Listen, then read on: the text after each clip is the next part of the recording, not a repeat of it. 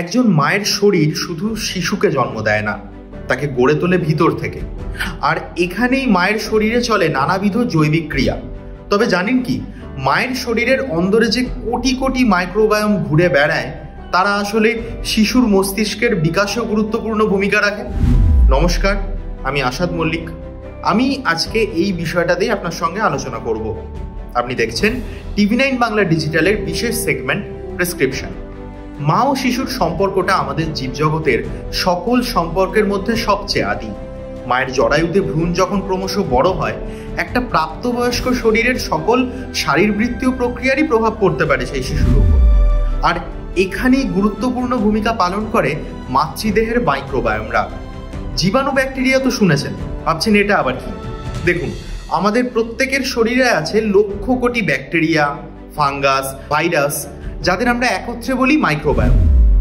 ভাবলে অবাক হয়ে যাবেন, আমাদের শরীরে থাকা এই জীবাণুর সংখ্যা আসলে আমাদের দেহকোষের মোট যে সংখ্যা তার সমান বা তার থেকেও বেশি। গর্ভাবস্থায় মায়ের শরীরে যে মাইক্রোবায়োমগুলো থাকে তা শিশুকে প্রভাবিত করে। ভ্রূণের ইমিউন সিস্টেম বা রোগ প্রতিরোধী ক্ষমতাকে যেমন শক্তিশালী করে, পাশাপাশি মস্তিষ্কের নিউরনদের ওই যে ওয়্যারিং, সেটাতেও প্রভাব ফেলে। সাম্প্রতিক গবেষণায় দেখা গেছে, মায়ের অন্ত্রাশয় এবং প্রজনন অঙ্গের ব্যাকটেরিয়া আদতে শিশুর স্নায়ুতন্ত্রের বিকাশে নানাবিধ সংকেত পাঠায়। সে অনুযায়ী কাজ করে শরীরের বেশ কিছু হরমোন। শিশুর জন্মের সময়, বিশেষ করে নর্মাল ডেলিভারির সময়, মায়ের জন্মনালীর জীবাণু শিশুর শরীরে ঢোকে। এগুলোই শিশুর দেহের প্রথম মাইক্রোবায়োম, যা ভবিষ্যতে তার মস্তিষ্ক এবং মানসিক স্বাস্থ্যের যে ভিত্তি সেটাকে মজবুত করে। আর যদি সিজারিয়ান চাইল্ড হয়, তবে শিশুর প্রথম শরীরের যে জীবাণু সেটা আসে হাসপাতালের যে পারিপার্শ্বিক সেই পরিবেশ থেকে, যা একেবারে আলাদা প্রভাব ফেলে। এক আন্তর্জাতিক গবেষণাপত্রে প্রকাশিত হয়েছে বেশ কিছু চমকপ্রদ তথ্য। সোজা কথায়, মায়ের অন্ত্রের মাইক্রোবায়োম ঠিক না থাকলে বা অসামঞ্জস্য ঘটলে সন্তানের মস্তিষ্ক সঠিকভাবে গড়ে ওঠে না।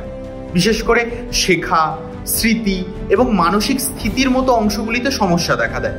এমনটা আমি বলছি না, বিজ্ঞানীরা বলছেন। এই আবিষ্কার শুধু বিজ্ঞানের জন্য নয়, চিকিৎসা শাস্ত্রের জন্যও যুগান্তকারী। হয়তো ভবিষ্যতে ডাক্তাররা প্রেগনেন্ট মায়েদের ডায়েটে বিশেষ প্রোবায়োটিক যুক্ত খাবার অ্যাড করবেন, যাতে শিশুর মস্তিষ্ক আরও স্বাস্থ্যবান হয়। প্রোবায়োটিক খাদ্য বলতে কি কি? প্রোবায়োটিক খাবার হচ্ছে সেগুলোই যার মধ্যে জীবন্ত অণুজীব থাকে, যেমন ইস্ট, ছত্রাক। এইসব খাবার আপনার শরীরের যে হজম ক্ষমতা সেটাকে আরো উন্নত করে। মানসিক অসুস্থতার প্রতিরোধেও এই ধরনের মাইক্রোবায়োমদের গুরুত্ব বাড়বে বলেই ধারণা গবেষকদের। এই জগতে মায়ের চেয়ে বড় আর কেউ নয়। জন্মের পরে মা যতটা গুরুত্বপূর্ণ এক শিশুর কাছে, জন্মের পূর্বে অর্থাৎ ভ্রূণ অবস্থায় মগজ এবং ঘিলুর তাত্ত্বিক গঠনের জন্য এক বিশাল দায়িত্ব পালন করেন মা। তাই গর্ভাবস্থায় মায়ের খাদ্যাভ্যাস, জীবনযাপন আর স্বাস্থ্য শুধু মায়ের জন্য নয়, আগামী প্রজন্মের মস্তিষ্কের ভবিষ্যৎও নির্ধারণ করে। এমন যুগান্তকারী আবিষ্কার এমনই সহজ ভাষায় বুঝতে আপনাকে চোখ রাখতেই হবে TV9 বাংলা ডিজিটাল।